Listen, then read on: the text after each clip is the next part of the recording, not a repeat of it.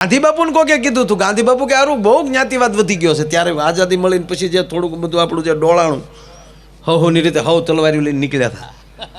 ગાંધી બાપુ કે આની એકતા કરવી તો શું કરવું પડે? ત્યારે એક જણાએ કીધું હતું કે આને બધાને વાણમાં ભરાય,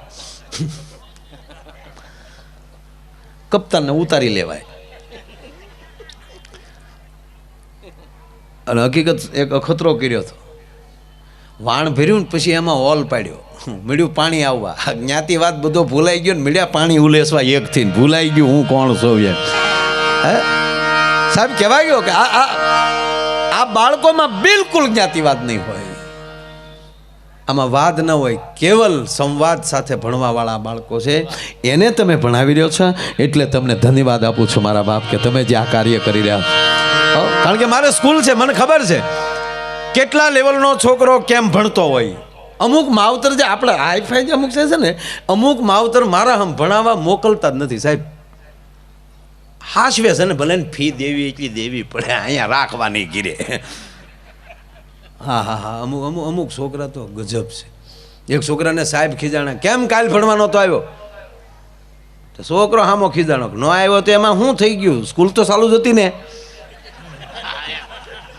તમને રજા પડી હોય તો કયો,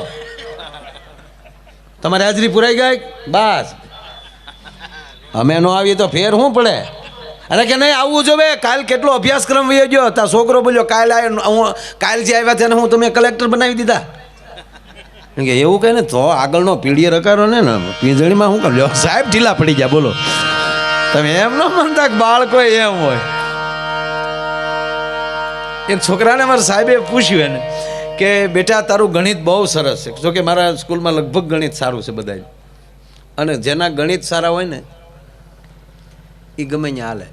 કારણ કે એને ગણતરીનો તો ખબર છે, ક્યાં જવું ક્યાં ન જવું, કેટલું જવું કેટલી ઘડી રહેવું. મિલનભાઈ બહુ એક બે સારી વાત કરી પીવા વાળી. કારણ કે એ લક્ષ્મીનો હગો ભાઈ છે. તો અમુક પાસે લક્ષ્મી આવે ને તો અમુક પેકેજમાં મફત આવે. લક્ષ્મીજીને ઘણા હાળા છે. કારણ કે સાગરના સોરું છે, એનો બાપ દરિયો છે. જીતભાઈ હાસું કહું, મોટા માણસનો દીકરો કૌશિકભાઈ ગમે એવો હોય ને તો આપણે ભાઈ ભાઈ આવ્યા કહેવું પડે. નગર ભલે મામા તો ભાઈ અહીંયા એનો બાપ મોટો છે.